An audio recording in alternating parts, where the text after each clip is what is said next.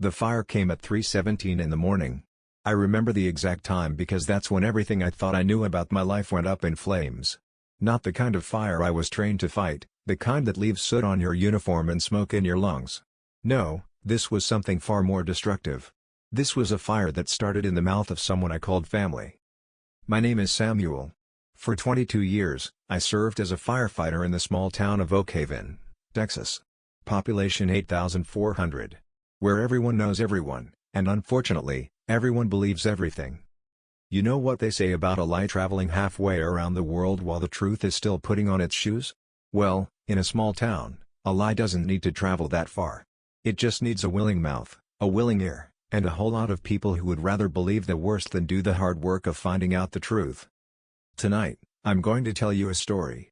It's my story. But I suspect, if you listen closely enough, you might recognize pieces of it in your own life. Because every community has a Pete. Every family has that cousin, that friend, that neighbor who whispers poison into the well and watches everyone else drink from it. But here's what I learned, and what I want you to take with you long after this story ends. The truth, even when it's buried, even when it's drowned out by 1,000 lies, even when everyone around you has decided you're the villain, the truth has a way of rising to the surface. Sometimes it takes longer than you want. Sometimes it costs you more than you're willing to pay. But it rises. And when it does, you have a choice. You can let the bitterness consume you, or you can let the truth set you free. It took me a long time to understand the difference. Before I get started, if you've ever been betrayed by someone you trusted, if you've ever had your name dragged through the mud, if you've ever wondered how to keep your integrity when everyone around you seems to have lost theirs, I want you to stay with me. Because this story isn't just about me. It's about you, too. And if by the end, you find yourself nodding, or crying, or feeling that quiet fire in your chest that says, "I'm not going to let them break me," then I'd be honored if you'd share this with someone who needs to hear it today. Because sometimes, the only thing more powerful than a lie is a community of people who refuse to believe it. Now, grab a cup of coffee. Settle in. And let me tell you how my own cousin tried to destroy everything I loved, and why, in the end, I'm grateful he did. Before everything fell apart, my life looked something like this. I woke up every morning at 5 a.m., not because I had to, but because I couldn't help it. 22 years of shift work had rewired my internal clock. My body knew when the sun was about to rise, even when the Texas sky stayed dark and heavy with promise. The house I lived in had been in my family for 3 generations. My grandfather built it with his own hands in 1947, back when Oak Haven was nothing more than a crossroads with a gas station and a church. He used pine from the property, oak from the creek bed, and nails he hammered in one by one with a sweat on his brow that never quite dried. My father grew up in that house. I grew up in that house. My daughter, Lily, was growing up in that house until everything changed. The mornings were my favorite part. I'd make coffee in the old percolator that had been my mother's, the one that always seemed to have a little more patience than the fancy machines people bought these days. I'd stand at the kitchen window and watch the sun come up over the pasture, painting the world in shades of amber and rose. Some mornings, Lily would stumble down the stairs in her pink robe, her hair a wild mess of tangles, and she'd slide into the chair across from me with her eyes still half closed. "Daddy," she'd say, her voice still thick with sleep, "can we have pancakes?" I'd always say yes. Because there are some things in life that are too sacred to say no to. Pancakes with your daughter on a quiet Texas morning is one of them. I'd pour the batter onto the griddle, and the smell would fill the kitchen. Lily would watch the bubbles form, her small fingers wrapped around her juice glass, and she'd count them out loud like it was the most important job in the world. 1, 2, 3. "Daddy, is it ready yet?" "Almost, sweetheart. Almost." Those were the good mornings. The ones where the world made sense. Where I had a purpose, a family, a place I belonged. At the fire station, I was known as the old man. Not because I was old, I was 51, but because I'd been there longer than anyone else. I'd seen 3 different station chiefs come and go. I trained a generation of young firefighters who didn't even know what a pagers was when they started. I'd fought fires that still woke me up some nights, the kind that leave a permanent stamp on your soul. But I loved it. Every moment of it. The rush of the alarm, the roar of the engine, the heat on your face, the way the world got quiet and focused when you stepped into a burning building. There's nothing else like it. In those moments, everything else falls away, the bills, the arguments, the disappointments. There's just the fire, and your team, and the people you're trying to save. I'd saved a lot of people over the years. Firefighters don't talk about that much. We talk about the ones we couldn't save. That's the weight we carry. But the ones we do save, those are the ones that keep us going. There was the Carter family in 2010. A grease fire that got out of control. I pulled Mrs. Carter out through the back window while the ceiling was collapsing behind me. Her 2 kids were already outside, crying, covered in soot, but alive. She grabbed my arm so hard I thought she might break it, and she kept saying, "Thank you, thank you, thank you." I told her the same thing I always told people. "I'm just doing my job, ma'am." And I meant it. To me, it wasn't heroism. It was just work. The work I was born to do. There was the Jenkins boy in 2014. 14 years old, trapped in a basement during a flood. Water rising, electricity flickering, the whole scene looked like something out of a nightmare. I went in not knowing if I was coming back out. And when I brought him up, his mother collapsed in my arms. I held her until she could stand on her own again. That's what firefighters do. We hold people up. We carry them through the worst moments of their lives. We tell them it's going to be okay, even when we're not sure it will be. And we do it all without expecting anything in return. That's what made what happened next so hard to bear. Because the people who turned against me weren't strangers I'd pulled from a burning building. They were neighbors, friends, family. And the one who started it all was someone I'd known my entire life. Pete and I grew up like brothers. Our mothers were sisters, the kind of sisters who talked every day on the phone, who shared recipes and secrets and gossip. Our families lived within 2 miles of each other. We went to the same school, played on the same baseball team, even chased the same girls. Pete was 2 years older than me, but he never let me forget it. He was the one who taught me how to ride a bike, how to throw a punch, how to keep my mouth shut when the principal was asking questions. But there was always something underneath it. Something I couldn't quite name at the time. Pete was competitive. The kind of competitive that didn't stop at winning, it needed everyone else to lose. If I got a better grade, Pete would remind me that his teacher was tougher. If I made the baseball team, Pete would tell me he would have made it too if his knees hadn't been hurting. If my father bought me a new truck, Pete would find a way to point out that his truck could haul more weight. I didn't see it then. Or maybe I didn't want to see it. Because Pete was family. And family doesn't wish you harm. Or at least, that's what I told myself. The years passed. I became a firefighter. Pete became a salesman, insurance, then cars, then something that involved a lot of phone calls and suits that were always one size too big. He married a woman named Brenda who looked at him the way people look at a lottery ticket they're not sure is a winner. He had 2 kids, both boys, both wild in a way that made you grateful you only had to see them at holidays. And Pete's resentment grew. I didn't understand it at first. Why would Pete resent me? We lived in the same town. We had similar houses, similar cars, similar lives. But Pete saw it differently.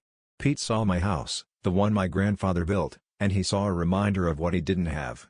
Pete saw my career, the respect I'd earned over 22 years, and he saw something he couldn't buy. And he wanted to take it from me. The divorce came like a slow storm. My ex-wife, Karen, and I had been drifting apart for years. It wasn't one thing. It was 1,000 things. The long shifts. The sleepless nights. The way I'd come home smelling like smoke and exhaustion and never quite be able to shake it off. The way she'd stopped waiting up for me. The way we'd stopped talking about anything real. By the time we finally sat down and said the words, there wasn't much left to say. We tried to be civil about it. For Lily's sake. We agreed on joint custody, no fighting, no lawyers if we could help it. I'd keep the house, she'd keep the car.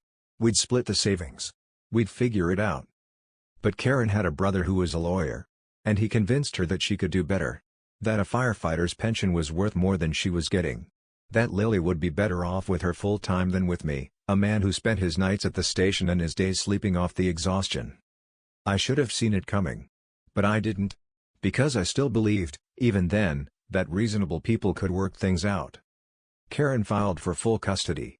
The court papers arrived on a Tuesday, and I read them 3 times before I could believe what I was seeing. She was claiming I was an absent father. That my work made me unsafe. That I had anger issues I wasn't addressing. None of it was true. But the legal system doesn't care about truth. It cares about what can be proven. And I couldn't prove anything. I hired a lawyer. A man named Ron, who was kind and told me I had a good case. But he was honest with me about one thing. Courts tend to favor mothers. It's not fair, but that's how it works. I'd have to fight, and fighting cost money. Money I didn't have. Money I could have gotten, but didn't want to ask for. That's where Pete came in. Or rather, that's where Pete saw his opening. It started small. A comment at a family barbecue.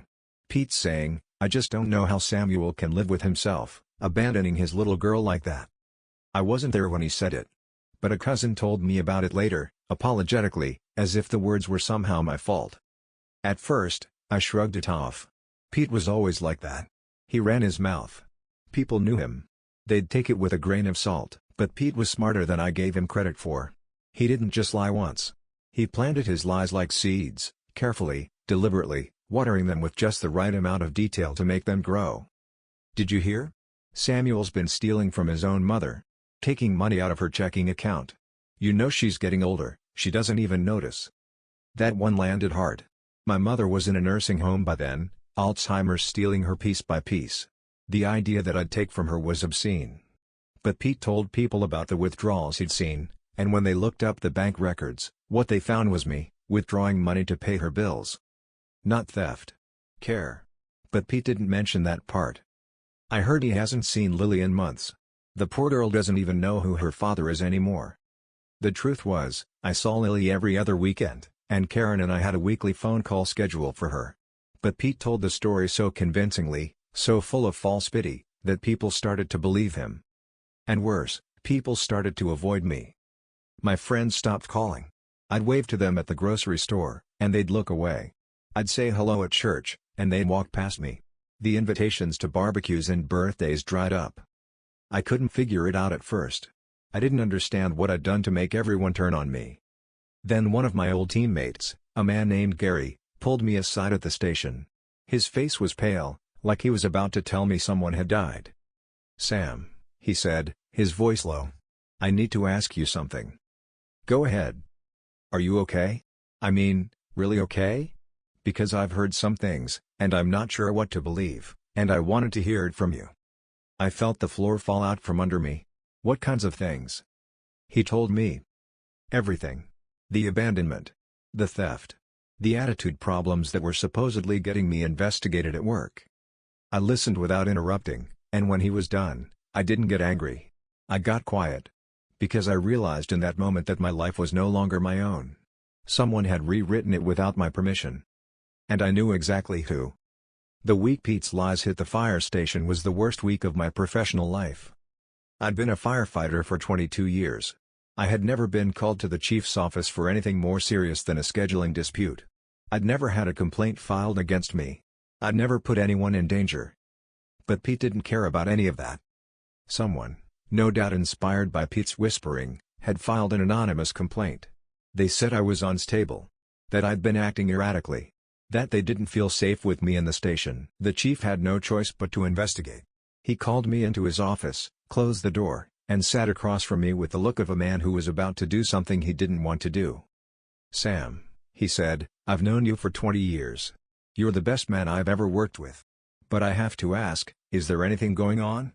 Anything I should know about?" I looked him in the eyes. "No, Chief. There's nothing." He sighed. "Sam, I want to believe you. I do. But the complaint. It mentioned things. Things that sounded pretty specific. And if I don't look into it, it'll be my neck on the line." I understood. I'd been a leader long enough to know that sometimes you have to do things you don't agree with. But that understanding didn't make it easier to hear. "Take leave," he said. 2 weeks. Until we sort this out." "Chief. I'm not firing you. I'm protecting you. If they run an investigation while you're working, and there's any kind of shadow on your record, you'll be done. But if you're on leave, we can clear your name quietly. Then you come back. Understood?" I nodded. I didn't have a choice. "Understood." That night, I sat in my empty house and stared at the walls. Lily had been staying with Karen for what felt like forever. I couldn't see her, either. Not with everything going on. I didn't want her to see her father falling apart. I thought about all the years I'd put into this town. All the fires I'd fought. All the people I'd saved. All the times I'd crawled into a burning building and come out with someone else's child in my arms. And for what? So that a cousin's poison could undo it all? The anger started to build. It felt like a fire inside my own chest. I wanted to scream. I wanted to punch something. I wanted to go to Pete's house and make him tell everyone the truth. I wanted to hurt him the way he'd hurt me. But I didn't. Because hurting Pete wouldn't help Lily. And at the end of the day, Lily was all that mattered. 3 days into my forced leave, I woke up with a different kind of clarity. I had been angry. So angry I couldn't sleep, couldn't eat, couldn't think about anything except what Pete had done to me. But anger wasn't going to fix anything. Anger was just a fire that would burn me up from the inside while Pete went on with his life, untouched. I needed a different kind of fire. I needed truth. I made a list. It was simple, just a piece of legal paper and a pen. On one side, I wrote everything Pete had accused me of. On the other side, I wrote the evidence I could find to prove it wrong. Abandoning Lily, court records showing every scheduled visitation. Phone logs showing every call. Photographs of every birthday, every school event, every ordinary Saturday at the park. Stealing from my mother, bank statements, nursing home bills, receipts for every payment. All showing that I hadn't taken a single penny for myself. Unstable behavior at work, 22 years of performance evaluations, all impeccable.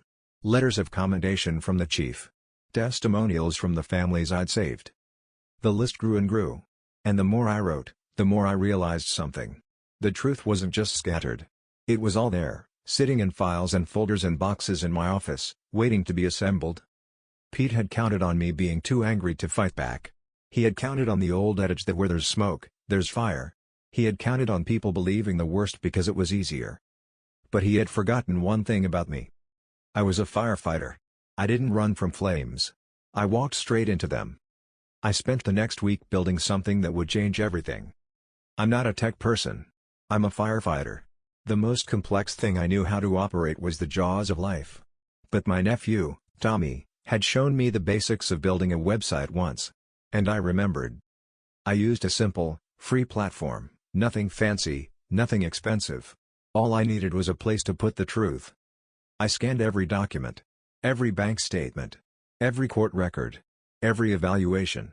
I took photographs of the evidence. I organized it by date, by category, by the lie it refuted. I didn't want to attack Pete. That wasn't the point. I just wanted people to see the truth for themselves. The website was called The Truth About Samuel. Not Pete is a liar or don't believe the gossip. I wasn't going to stoop to Pete's level. I was just going to put the truth out there and let people decide. I added audio recordings. Karen and I had agreed to mediate our divorce through a court-appointed mediator, and I'd recorded every session. The recordings showed the truth, that I'd asked for joint custody from the beginning. That I'd offered to pay for Lily's schooling. That I'd never once tried to abandon my responsibilities. Pete's lies were loud. But the truth was louder. And the truth had receipts. When the website was ready, I sat in my kitchen with a cup of coffee and stared at the screen. I had the power to change everything with one click. I could send the link to everyone in town. I could expose Pete's lies once and for all. But I also knew that once I sent it, there was no taking it back. I closed my eyes. I thought about Lily. I thought about the way she'd been so upset the last time I saw her, her small face crumpled with confusion about why she didn't get to live with Daddy anymore. I thought about the nights I'd spent at the station, missing her, wondering if she was safe. I thought about all the years I'd spent trying to build something good in this community, and how Pete had tried to tear it all down. I thought about the fire I'd fought in 2012, the one that had taken 3 families and left me with nightmares I still couldn't shake. I thought about the way fire doesn't care about fairness. It just destroys. I wasn't going to let Pete destroy me. Not without a fight. And I knew exactly what I was going to say in the message I sent out. To my friends, neighbors, and community, I've always tried to be someone you could trust. Someone who would run into a burning building to save your family. Someone who would give you the shirt off my back. But I've recently learned that some people have been saying things about me that aren't true. I've spent the last few weeks gathering the evidence, and now I'm ready to share it. I'm putting the truth online for anyone who wants to see it. You can go to the website and read the facts for yourself. Then decide who you believe. I wanted to make one thing clear, though. I don't hate Pete. I'm not looking for revenge. I just want my life back. I want my daughter back. I want to be the man I always was, not the man people have been told I've become. If you've believed the rumors about me, I don't blame you. You only knew what you were told. But now you know the truth. What you do with it is up to you. Thank you for reading. And no matter what you decide, I'll still be the first one to show up if you need help. That's just who I am. I hit send. The messages started coming in within minutes. I'm so sorry, Samuel. I believed them. I was wrong. I saw the proof. Pete lied. I should have known. I'm not mad at you. I'm disgusted with myself for listening to rumors like a fool. What can I do to help? I read every message. Some made me cry. Some made me laugh.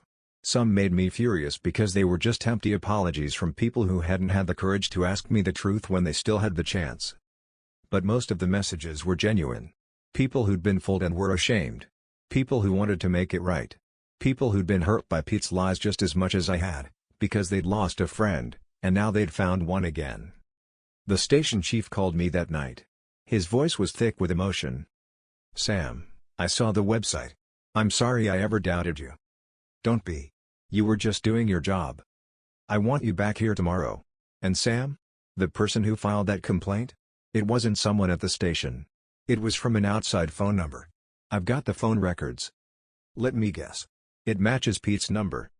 The silence on the line was deafening. Yep. That's exactly what it is. 2 days later, Pete's wife, Brenda, showed up at my front door. She looked exhausted. Her eyes were red and swollen, and she clutched her purse like it was the only thing holding her together. Samuel, she said, her voice barely above a whisper. I'm leaving him. I didn't say anything. I just listened. I didn't know. I didn't know everything he was doing. I thought he was just talking. I thought it was just the stuff he'd always done. But this is different. This is evil, Samuel. What he did to you was evil. I nodded. I know. But Brenda, what are you going to do? She wiped her eyes. I'm taking the boys to my sister's in Dallas. I can't stay here. Not with him. Not after I've seen the proof. I can't believe I married someone who could do that. I didn't have the heart to tell her that she'd always known who Pete was. But I didn't need to. She knew. She'd always known. She'd just been willing to look the other way. She's out of her mind, she sobbed. She's blabbing lies to anyone who will listen. She's trying to paint me as the bad guy now. Brenda's voice cracked. I'm sorry, Samuel. For everything. For not seeing it. For not stopping it. For not being better. I wanted to be angry. But I wasn't. I'd been carrying enough anger to burn down a city. And I was tired of it. Brenda, I said, and she looked up. I forgive you. She started crying. Go to Dallas. Take care of your kids. Be the mother they need. And don't look back. She hugged me, long and hard, and then she got in her car and drove away. I watched her go and wondered if I'd made the right decision. But I knew I had. Because forgiveness isn't about forgetting. It's about letting go of the poison so you can move forward. 3 months after the website went live, something happened that tested me more than I ever expected. I got a call at 2 a.m. from the station. Sam, we need you. It's a house fire. North side. I knew that side of town. It was where Pete lived. The old Samuel would have hesitated. The old Samuel would have thought about all the things Pete had done, all the pain he'd caused, all the lies he'd told, and said, not my problem. But I wasn't the old Samuel. I'd been through fire, and I'd come out stronger. I'm on my way. I pulled on my gear and got to the scene in under 5 minutes. The house was already engulfed in flames. Flames the size of a train, roaring into the night sky and devouring everything in sight. The neighbors were gathered on the lawn, watching with horrified faces. Some of them pointed and whispered when they saw me. He's here. The firefighter Pete said lied. Does he know it's Pete's house? He's going in? They were right. I didn't hesitate. I grabbed my hose and ran towards the fire. The front door was gone, collapsed in the heat. Smoke billowed out like a living thing. I covered my face and pushed forward. Pete was inside. I'd never been so sure of anything. And if I didn't get him out, he was going to die in that fire. I found him in the living room, crouched behind a sofa, his face blackened with soot, his eyes wide with terror. He'd never looked less like the man who'd destroyed my life. He looked small. Pete. Get up. We're getting out of here. But. No buts. Move. I grabbed him by the arm and hauled him towards the door. He was heavier than he looked, all that fear and guilt weighing him down. But I pulled and pulled, ignoring the heat, ignoring the smoke, ignoring everything except the knowledge that I was going to make it out, with him, or I wasn't going to make it out at all. At the door, we collapsed onto the grass. The paramedics rushed over, but I waved them away. I could barely breathe, but I was okay. And Pete was coughing and sputtering, but he was alive. And I knew in that moment that I'd done something bigger than saving a house. I'd saved a person's life. Even after everything he'd done to me. I didn't go to see Pete for a week after the fire. I needed time to think. Time to decide what I wanted to say. When I finally drove over to his apartment, it wasn't with anger in my heart. It was with something quieter. Something I hadn't expected to feel at all. Pete was alone. His wife had moved to Dallas with the boys. His friends had abandoned him. His name was mud in Oak Haven, right where his own reputation should have been. He sat at the kitchen table in a stained t-shirt, staring at the wall. There was a stack of unopened bills. A pile of dirty laundry. The smell of desperation thickened the air. I knocked on the open door. Pete. He turned slowly. "Why are you here, Sam? Haven't you done enough already?" I walked in and set a covered dish on the counter. Grilled chicken, mashed potatoes, green beans. Nothing fancy. But it was real food, and I knew he hadn't eaten anything real in days. "I wanted to tell you something, Pete." "I know," he said bitterly. "You want me to apologize?" "No." He blinked. "What?" "I don't want an apology from you," I said calmly. "I know you're sorry. I can see it in your eyes. But here's the thing, Pete. Saying sorry won't fix what you did. It won't give me back the months I lost with Lily. It won't make the people in this town forget what they believed. Apologies are just words, Pete. And you and I both know I'm not a man who does easy things." I paused, letting that sink in. "I want you to remember what I'm about to say. Because I mean every word of it. I forgive you. Everything you did? I forgive it. The lies. The betrayal. The cruelty. All of it. I'm not holding on to it anymore." He started crying. Ugly, raw sobs that shook his whole body. "I don't deserve that," he said. "Sam, I don't deserve any of that." "Maybe not. But forgiveness isn't about what you deserve. It's about what I'm not willing to let you have anymore." "What do you mean?" I looked him dead in the eyes. "I'm not going to let you keep poisoning my heart. That's what you've been doing. You've been living in my head, rent-free, making me angry and bitter and miserable. And I'm done with it. I'm evicting you, Pete. You're out. I forgive you, because I don't want to carry that anger anymore." Pete sat in stunned silence. "But forgiveness," I said, "doesn't mean I trust you. That's a different thing entirely. Trust has to be earned. Day by day. Act by act. And right now, you haven't done anything to earn my trust." "I understand," he whispered. "Good. Because I want you to get better.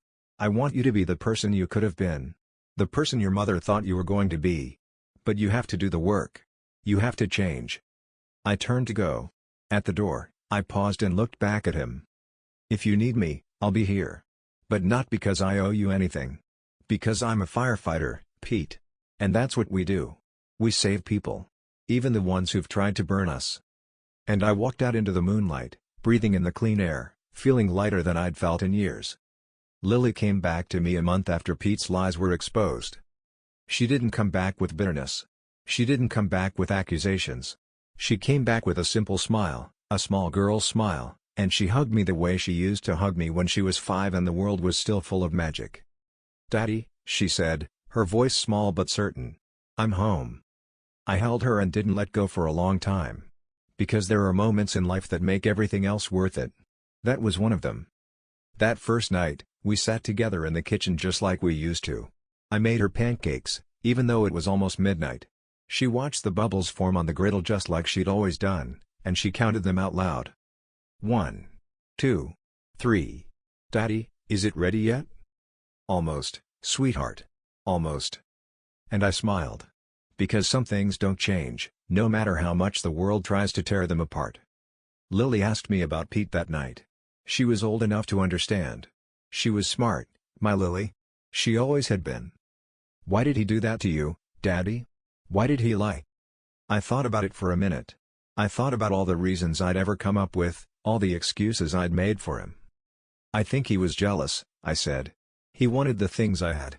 But instead of trying to get them for himself, he tried to take them away from me." "But that's bad, Daddy." That's really bad. Yes, Lily. It is. But here's the thing I want you to remember. We don't have to be defined by what other people do to us.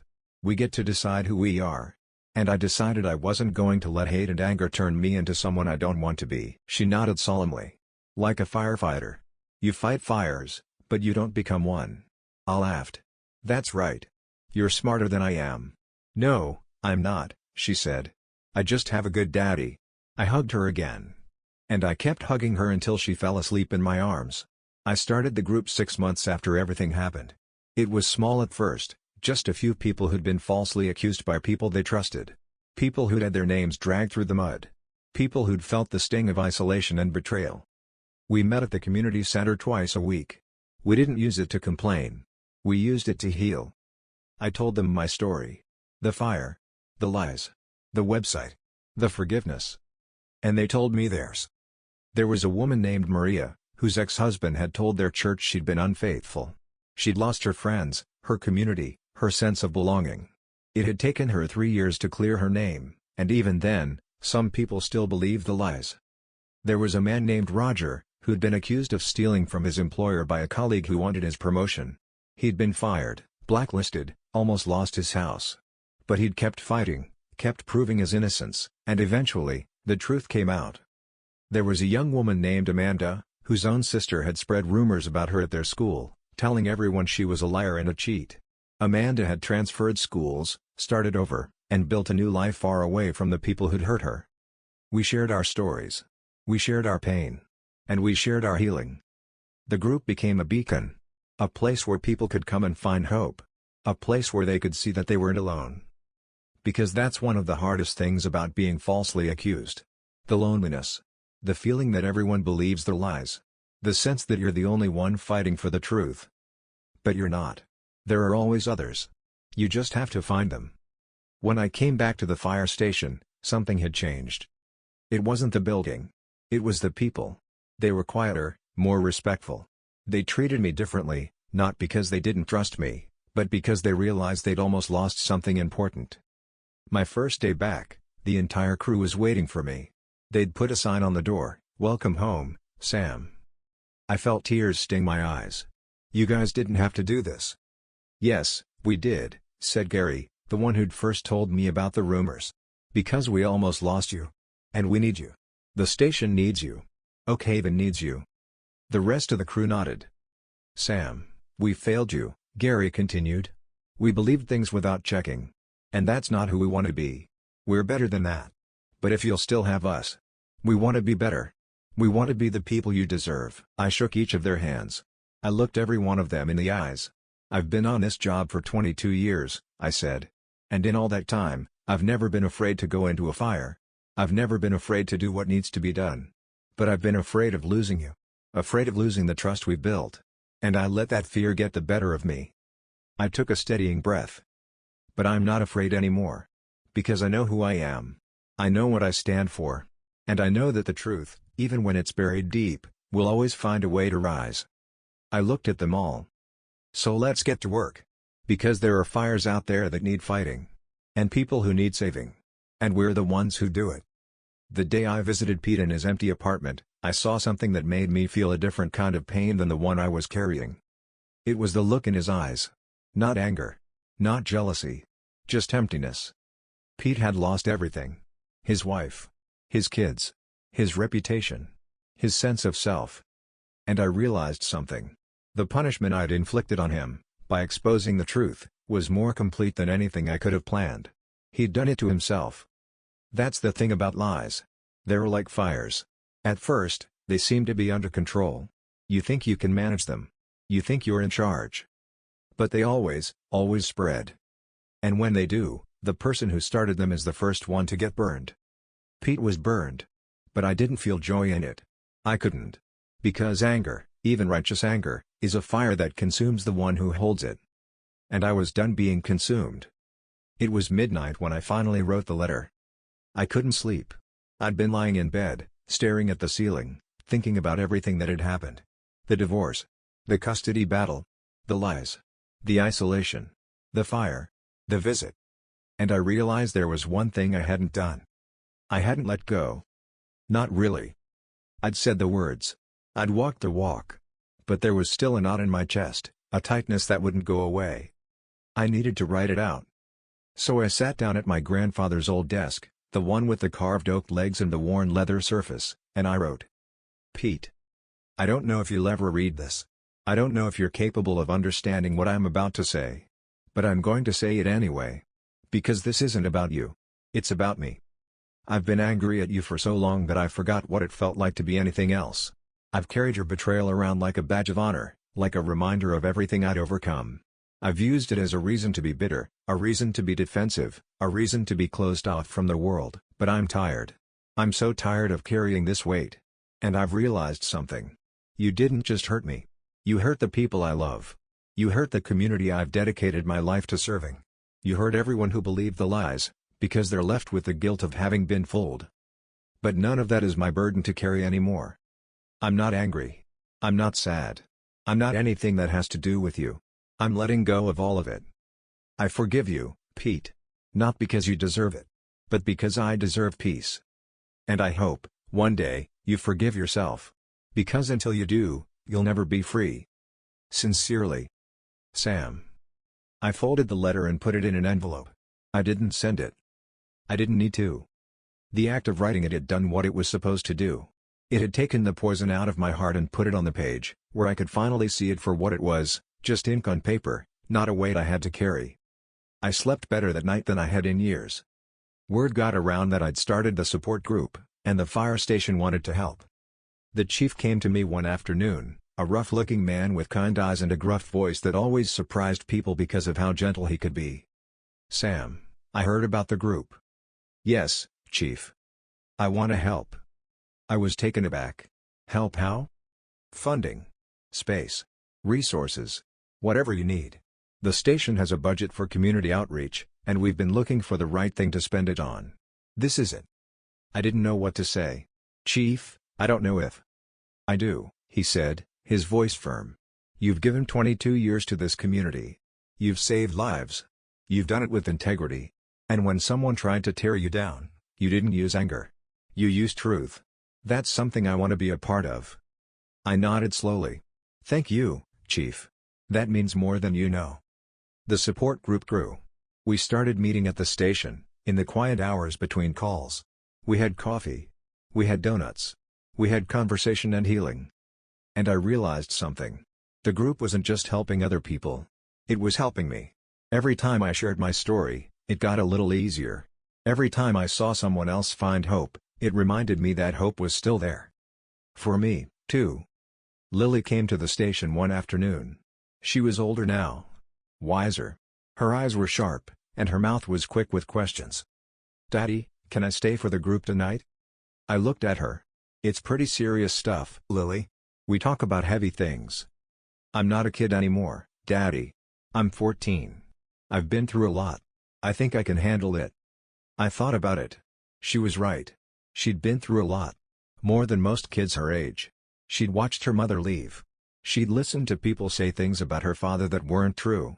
She'd been passed around like a parcel, uncertain where she belonged. You can stay, I said. But you have to promise me one thing. What? If you feel upset, you tell me. You don't have to stay. You don't have to be strong. You just have to be honest. She nodded. Deal. That night, she sat in the back of the room. She watched. She listened. She saw grown adults cry and laugh and hug each other. And at the end of the meeting, she came up to me with a question in her eyes. Daddy? Yes, sweetheart.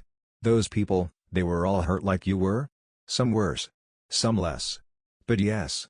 They all know what it's like to be hurt by lies. She was quiet for a moment. Do you think they'll ever be okay? I looked at the group, now laughing together over coffee, sharing stories, holding each other up. Yes, I said. I think they will. I think they already are. Because of you, Daddy. No, Lily. Because of them. Because they decided not to let the lies define them. They decided to fight for the truth. And now they're healing. She nodded. And I could see something in her eyes that I hadn't seen in a long time. Pride. She was proud of me. And that, more than anything else, made all the pain worth it. Today, I sat on my porch and watched the sunset. It was a beautiful evening. The sky was painted in shades of orange and pink. The crickets were singing their evening songs. The air was soft and warm. Lily was inside, doing her homework. I just made her a snack, some juice and cookies, nothing fancy. The sound of her pencil scratched against the paper. I looked out over the field that had been in my family for 3 generations. The grass was green. The trees were tall. The birds were settling in for the night. And I thought about everything that had happened. The divorce. The lies. The isolation. The fire. The forgiveness. I thought about Pete, somewhere out there, trying to rebuild his life. I'd heard he was working at a garage in the next town over. Nothing glamorous. Just honest work. Maybe he'd learned. Maybe he hadn't. That wasn't for me to decide. I thought about my friends in the station. My comrades. My chosen family. They'd stood by me. They'd fought for me. They'd believed in me. I thought about Lily, the light of my life, who'd come back to me stronger and wiser than before. She'd learned more from watching me fight than I'd ever been able to teach her. And I thought about what I'd learned. If there's one thing I want you to take away from this story, it's this. Integrity isn't built in a day. It's built one decision at a time. One moment of choosing truth over convenience. One moment of choosing forgiveness over bitterness. And the truth, even when it's buried so deep you think it'll never see the light, the truth will always, always rise. But here's the thing. The truth didn't rise because I was angry. It rose because I was patient. I didn't lash out. I didn't spread my own lies. I simply gathered the evidence and let it speak for itself, because revenge is a fire that burns the one who holds it. But truth? Truth is a light that illuminates everything. I could have destroyed Pete. I had the power. The evidence was there. I could have made his life a living nightmare. But what would that have cost me? What would it have done to my soul? Instead, I chose forgiveness. Not because Pete deserved it. Because I did. I deserve to be free. And now, I am. It's quiet on the porch now. The sun has fully set. The stars are starting to peek through. Lily comes out and sits beside me. She's wearing her pink robe, even though it's too small for her now. She doesn't care. It's familiar. Comfortable. "Daddy?" she says. "Yes, sweetheart. Are you happy?" I look at her. I look at the sky. I look at the house that's been in my family for 3 generations. And I smile. "Yes," I say. "I'm happy. Because I have you. Because I have this. Because I know who I am." She leans her head on my shoulder. And we sit there in the quiet, together, watching the stars come out. Thank you for listening to my story. If it touched you, if it reminded you that truth is stronger than lies, if it encouraged you to hold on to your integrity even when it's hard, I'd be honored if you'd share it with someone who needs to hear it. And if you'd like to hear more stories about resilience, forgiveness, and the quiet power of living with honor, consider subscribing. There's so much more to share. Because in the end, we all face fires in our lives. Some are made of flames. Some are made of words. But every fire can be fought, with truth, with courage, and with the knowledge that we are stronger than the things that try to destroy us. Until next time, stay strong. Stay honest. And remember, the truth doesn't need to shout. It only needs time.